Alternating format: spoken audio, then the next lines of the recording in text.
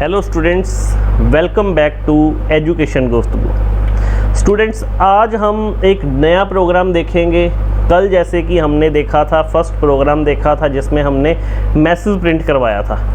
आज हम प्रोग्राम देखने वाले हैं कि हम किस तरह से 2 नंबर्स को प्रिंट करवा सकते हैं। ये देखिए, हमारे पास ये एक छोटा सा प्रोग्राम है, ठीक है जी।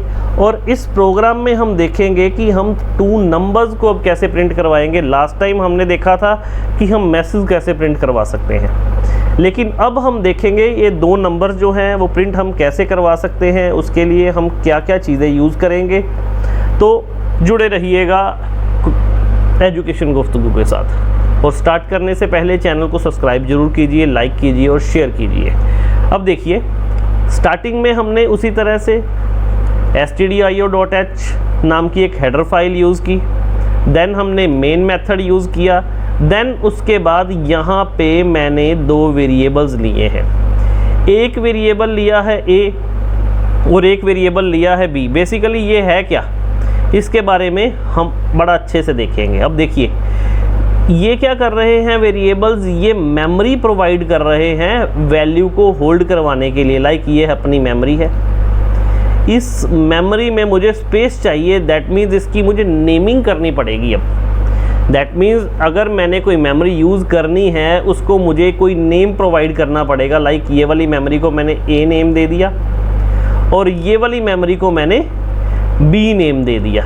अब देखो, मैंने ए में क्या स्टोर करवा दिया, 10, बी में स्टोर करवा दिया 20, और उसके बीच में यहाँ पे मैंने एक साइन लगाया। इस साइन को क्या बोलते हैं, इस साइन को बोलते हैं असाइनमेंट साइन। ये एक असाइनमेंट ऑपरेटर है। अब ये वर्क कैसे करता है इसके रिगार्डिंग देखेंगे। यहाँ पे मैंने लिखा a = 10। a = 10 का मतलब क्या है, जो 10 वैल्यू है वो a को मिल रही है।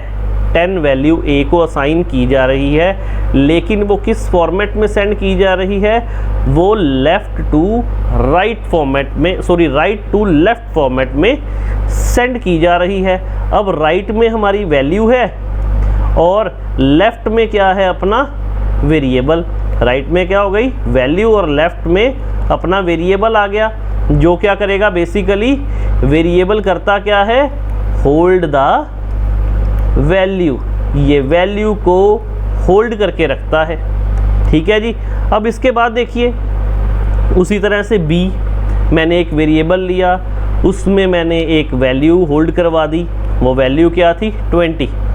अब उसके बाद मैंने ये सेमीकोलन यूज़ किया है। सेमीकोलन का मतलब क्या है, सेमीकोलन का मतलब है end of the statement. Statement का यहाँ पे एंड हो गया, ठीक है जी। अब नेक्स्ट स्टेटमेंट शुरू होने वाली है। इसके बाद इसको बड़ा अच्छे से देखिएगा। ये वाली एक जो मैंने यहाँ पे कोड लिखा है, इसमें मैंने यूज़ किया है %d का। %d एक फॉर्मेट स्पेसिफायर है। फॉर्मेट स्पेसिफायर का क्या मतलब है, %d कंपाइलर को बताएगा कि वो किस तरह की वैल्यू को प्रिंट करवाए। लाइक %d जो है ये प्रिंट करवाता है इंटीजर टाइप की वैल्यू को। उस तरह से %f जो है ये डेसिमल टाइप की वैल्यू को प्रिंट करवाता है। लाइक देखिए, 7.82 वैल्यू को प्रिंट करवाएगा, लेकिन जो इंटीजर है वो 0 से लेकर 9 तक की कोई भी वैल्यू को प्रिंट करवा सकता है। ओके, अब फॉर्मेट स्पेसिफायर कंपाइलर को बताएगा कि उसने किस तरह की वैल्यू को प्रिंट करवाना है। आपने जितने वेरिएबल्स की वैल्यू को प्रिंट करवाना है उतने टाइम्स आपको %d लिखना पड़ेगा। लाइक यहाँ पे मैंने 2 टाइम्स लिखा है। और उसके बीच में देखिएगा, मैंने यहाँ पे यूज़ किया है /n।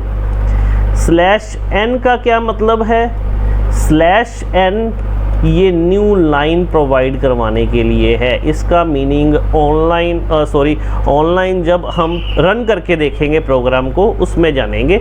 लास्ट में रिटर्न स्टेटमेंट यूज़ किया प्रोग्राम को एंड करने के लिए, बताने के लिए ये एक वैल्यू रिटर्न कर रहा है। 0 वैल्यू का मतलब क्या है, प्रोग्राम हमारा सही एग्जीक्यूट हो रहा है, क्योंकि हमने स्टार्टिंग में इंटीजर लिया था, इंटीजर मेन। दैट मीन्स ये कोई इंटीजर टाइप की वैल्यू रिटर्न करेगा।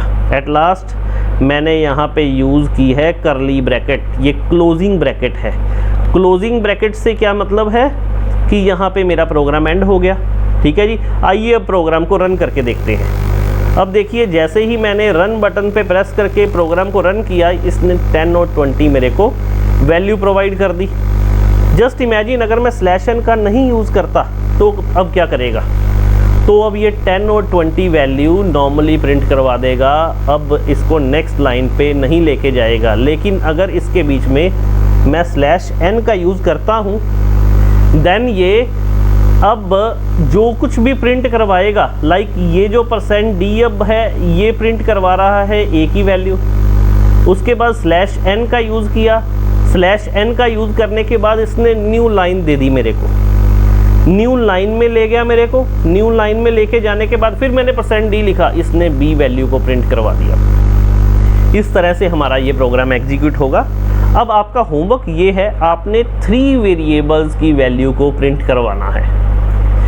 तो उसके बाद उसने आपको उसमें कमेंट बॉक्स में सेंड करना है। देन मैं आपको बताऊंगा कि प्रोग्राम आपका सही है या नहीं।